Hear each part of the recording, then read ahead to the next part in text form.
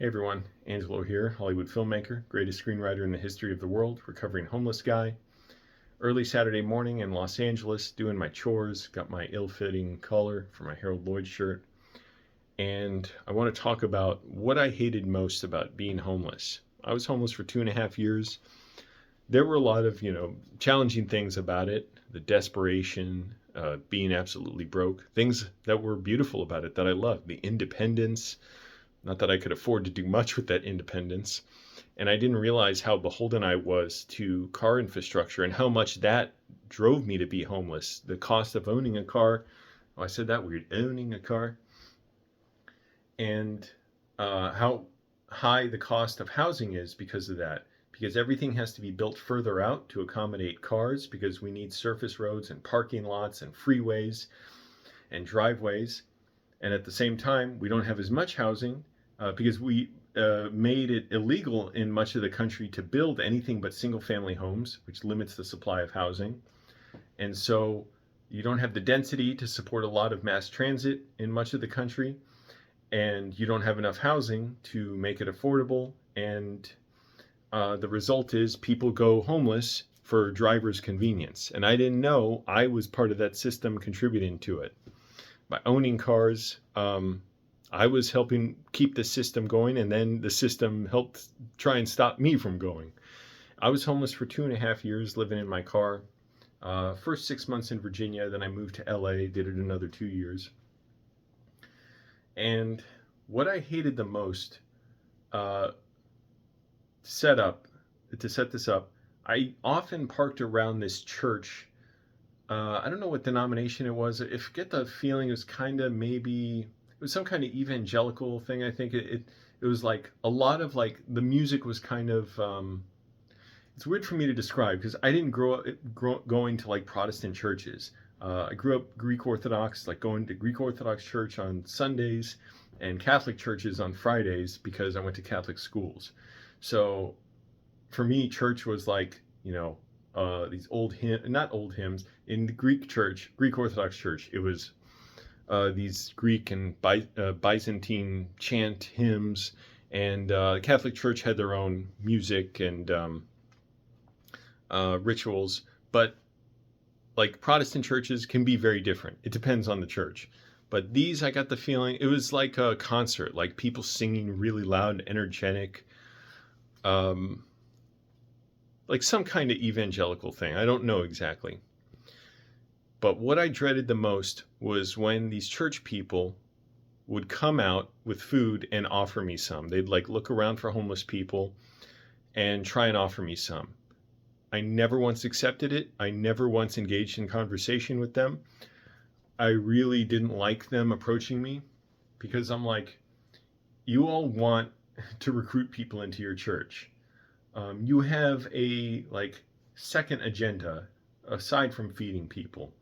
If you want to feed people, feed them. You don't need to be part of an organization. You can just go out as a citizen and just feed people.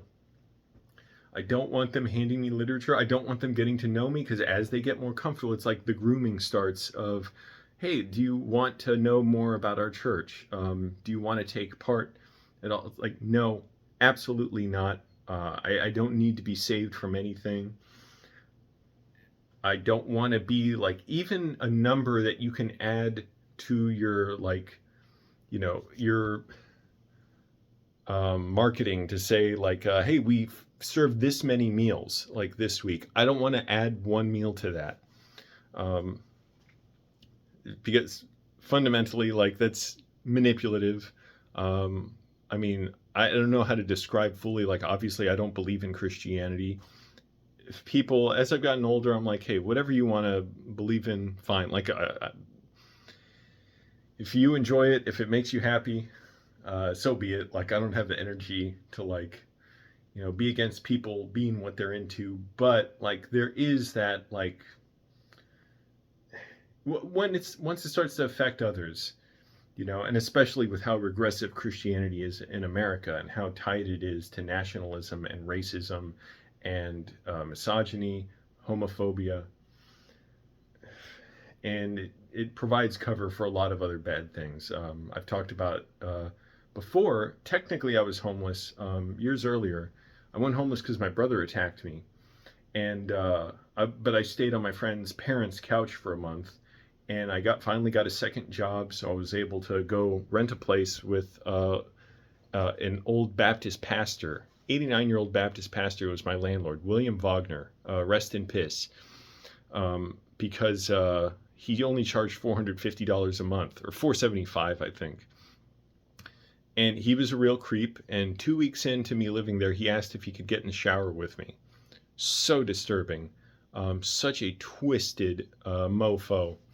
And I was like, this guy's 89. He's been in his church however long, and like he's clearly gotten away with whatever he's done. Now, I wasn't in the shower, to be clear. I was like walking towards the bathroom with my towel, I think, or with my clothes I was going to change into. But that said, yeah, I didn't want them when I was homeless. I didn't want these church people approaching me. It felt objectifying to be like the recipient of their their like gospel inspired generosity. And at best they would not bring it up, but at worst they'd start pestering me and like pressuring me to join. And it's just degrading and demeaning to be subjected to any of that. Like, hey, I need to know about your mission, when I don't even believe in it. I don't believe in any God. I don't believe Jesus was God. If there was a guy named Jesus, there may very well have been. I guess there was an actual guy that the story of Jesus is based on. I don't believe the Bible is inspired by God at all. I'm like, it's just a book. We have lots of books, and there are different versions of the Bible, and we don't have any of the original words, so we don't even know what they were. And all they are, what we have now, are translations of those earliest copies that we have. I'm like, human memory is very weak, very fallible. There's absolutely no reason to trust that people 2,000 years ago or longer were testifying to miracles, and that this is reliable, as opposed to these are just stories. They're a mix of people's illusions and maybe hallucinations and exaggerations, and people's just mistaken beliefs and ignorance. So that was what I hated most about being homeless, being approached by church people, because the last thing I wanted was for them to start to get to know me and get comfortable around me and think, okay, now time to ramp it up. Give Angelo some literature, give him some information about coming to our church, invite him over to something. Absolutely not. And there's no reason for people to be homeless. Meaning that's a policy. It's a capitalist policy. When churches blame like people's moral failings on homelessness stuff, that tells you they're propping up capitalism. When we have the restriction of housing that we have, jobs don't pay enough. We don't actually just support people. We give over our cities to car executives who don't pay for all these roads, and drivers don't pay for all these roads. That's why the roads are in such disrepair, and the roads are at capacity a lot, meaning we've relied too much on cars, and no matter how many lanes we add, we cannot fit everybody onto the roads. We're poisoning ourselves with car emissions and just the creation of how cars are built and the minerals mined. So people go homeless. That's what I realized. People go homeless for drivers' convenience, and then drivers are convinced, hey, this is just normal. This is just how it is. I was like that too. When I came to LA, I was like, oh, this is awesome. The roads are so big and wide here. It's luxurious. I didn't realize, oh, this is why homelessness is so high here. So learn something. Study about that. And we had rains here in LA the last few days. It's welcome. But after all the long stretch without rain we had, and the fires, that I think the Palisades fire is still burning. But it's torture for homeless people to live in that.